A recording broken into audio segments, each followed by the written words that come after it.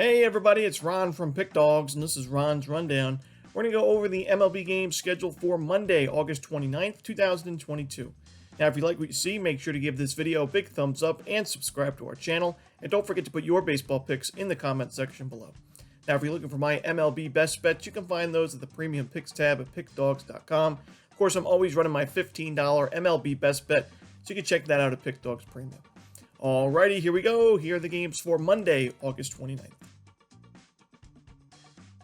First up, we see the Los Angeles Dodgers taking on the Miami Marlins. We're going to see Pablo Lopez and Tony Gonsolin on the mound for this one. Plainly, I think the Dodgers are the far better team in this matchup.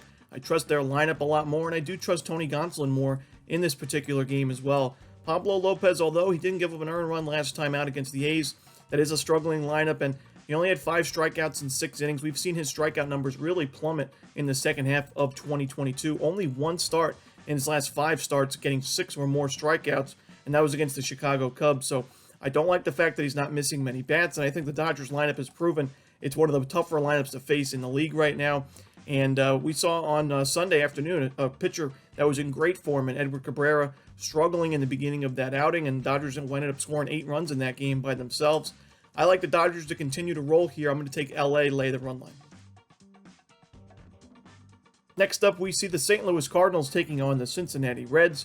Miles Mikolas going for St. Louis. Chase Anderson for the Reds, making his season debut with Cincinnati. And Chase Anderson's pitched in the minor leagues so far. He's given up a good amount of home runs. I believe 1.8 home runs per 9 in the minor leagues. And last year at the major league level, a 6.75 ERA. I don't really trust him here at Great American Ballpark. We know a very hitter-friendly ballpark and a very strong Cardinals lineup. They've hit lefties, they've hit righties, and they've done a good job scoring runs in bunches. They don't strike out much. So, Miles Mikolas, he's had a few starts where not his best stuff, you could say. At Coors Field, definitely struggled in that game. His last outing against the Cubs wasn't the strongest. He gave up 5 total runs. Only 3 of those were earned, though, in 6 2/3 innings. I think he's good enough here. It should be a high-scoring game. I lean towards the over, but I also like the St. Louis Cardinals here on the run line. Next up, we see the Toronto Blue Jays hosting the Chicago Cubs. Javier Assad taking on Jose Barrios. Now, I don't blame you if you want to pass on this game. Honestly, this is not the strongest game on paper, in my opinion, as, the Toronto Blue Jays looked awful this weekend. They struggled against the Los Angeles Angels of all teams, and the offense really wasn't there much, and even the pitching staff struggled quite a bit. And now you get Jose Barrios on the mound, who's got an ERA above 5. However, on the road, Barrios is 6.48 ERA. At home, a 4.1 ERA with 71 strikeouts in 68 home innings. So he's much better at home this season than on the road. And he's facing a pretty weak lineup in the Chicago Cubs. And he's facing a young pitcher making only his 2nd start at the major league level. Now, although Assad didn't give up a single earned run in his last start against the Cardinals, his first start in his career, he still walked 4 batters, gave up 4 base hits, and only 4 innings of work. Only had those 3 strikeouts. So I do think the Blue Jays offense wakes up a little bit here after a rough weekend. I think they get on the board early. I think they can get to the Cubs bullpen also in this game. So I'm going to take the Toronto Blue Jays on the run line. In our next game, we see the Boston Red Sox taking on the Minnesota Twins. We're going to see Bello and Bundy as the projected starters for this contest. And both of these teams have kind of been hit or miss and pretty inconsistent in the month of August and really since the All-Star break. And I don't really trust either starting pitching option. I don't really love either bullpen. And because of that, I do think that both of these lineups are kind of similar.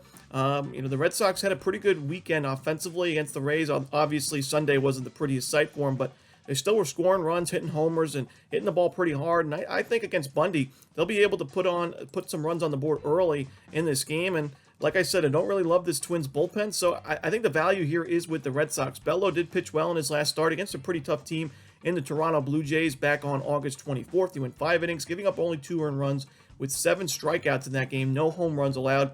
And Bello hasn't given up a single home run in any of his last 5 appearances on the mound, so that is pretty impressive for a young starter. We know sometimes young pitchers can have issues with the long ball in their first few outings at the major league level, but so far this season, Bello hasn't actually given up a home run at all this year. 22 innings, no home runs. So I do think he'll be good enough here, and you're getting plus money, plus 135 right now. I'm seeing it at. So give me the Boston Red Sox here, plus money on the money line. In our next game, we see the Pittsburgh Pirates taking on the Milwaukee Brewers. JT Brubaker and Corbin Burnes are your projected starters for now, but there is no official lineup for this game, so we'll have to wait and see if either of these starters are scratched. But, this is not my favorite game on the board with this pitching matchup. Corbin Burnes, not in the best form as of late. Now, he did face the Dodgers back-to-back starts, which is never easy to do for really any starting pitcher in the league. But he struggled in his most recent outing, 3 2/3 innings, 6 hits, 7 earned, a home run. But I still trust him to bounce back here against the Pittsburgh Pirates lineup that, sure, was able to get the win on Sunday against the Phillies, but still has not been great in the last month. And I think they'll struggle here offensively. While on the other side, JT Brubaker, not my favorite option here on the mound for Pittsburgh.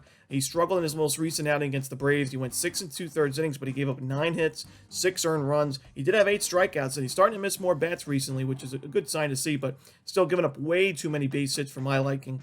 I think the Milwaukee Brewers will get to him early. I don't love this Pirates bullpen, so if I had to choose a side in this game, I'd take the Brewers run line, but like I said, I think there's better games on the board. Next up, we see Madison Bumgarner and the Arizona Diamondbacks hosting Ranger Suarez and the Philadelphia Phillies. Now, I think the Suarez and the Phillies are going to get out to a lead early in this game, and I like them in the first 5 innings, laying the half a run. When you look at the Philadelphia Phillies in the last 30 days, number 4 in isolated power against lefties, and number 4 in team OPS against lefties also, while the Arizona Diamondbacks, in terms of team OPS, nowhere near the Phillies. They're ranked 28th in team OPS against southpaws. Isolated power numbers, they're ranked dead last in the league in the last month. So 2 lefties on the mound here. I think the Diamondbacks struggle against Ranger Suarez, who I've been pretty impressed with in his most recent outings, his last 5 starts or so. The Phillies have won 4 of those 5 games. And Madison Bumgarner on the other side, he's struggling very much so in his last few outings. He's given up at least 5 earned runs in each of his last 3, and at least 4 earned runs in all of his last 5. So I can't trust him. He's given up way too many home runs with a very powerful Phillies lineup there. I think the Phillies win this game, but I'm just going to take him in the first 5 innings, laying the half a run here, so we don't have to deal with the bullpens. And in our final game of the night, we see the San Diego Padres taking on the San Francisco Giants. Mike Clevenger and Carlos Rodon are your starting pitchers. Now, when you look at Rodon, the left-handed pitcher, he's facing a Padres lineup that's 27th in isolated power and 18th in team OPS against lefties in the last month. Now, the strikeout rate for San Diego, not too bad against lefties at all, and the walk rate, not too bad either. However, I still think Rodon pitches well. I really was impressed with his last start against the Detroit Tigers. We know the Tigers hit lefties better than righties, and he was able to dominate in that game. 7 innings, 1 earned run, and 10 strikeouts. He's now had double-digit Ks in each of his last 2 starts and 3 of his last 5, so he's pitching really well as of late. I think he pitches well yet again in this one. And on the other side, Mike Clevenger, a right-handed pitcher. When you look at the San Francisco Giants and their offensive numbers against righties, they're right now 23rd in team OPS against right-handed pitchers. Now, the isolated power number is a little bit better, but they're miserable runners in scoring position right now against righties, and I really don't like their chances here to do too much offensively. The Giants are big favorites, but I really think the better play for this game is the under. Although the Giants' bullpen is a little sketchy at times, I still think this game will go under the total. I think Rodon can give them 6-7 innings here. So give me the under in the Padres-Giants game to end the night. And that's it. Those are the games for Monday, August 29th. Hope you enjoyed this video. If you did, don't forget to hit that like button and subscribe. And don't forget to put your baseball picks in the comment section below. Again, if you're looking for my best bets, you can find those at Pickdawgz Premium. As always, this is Ron Romanelli. Good luck.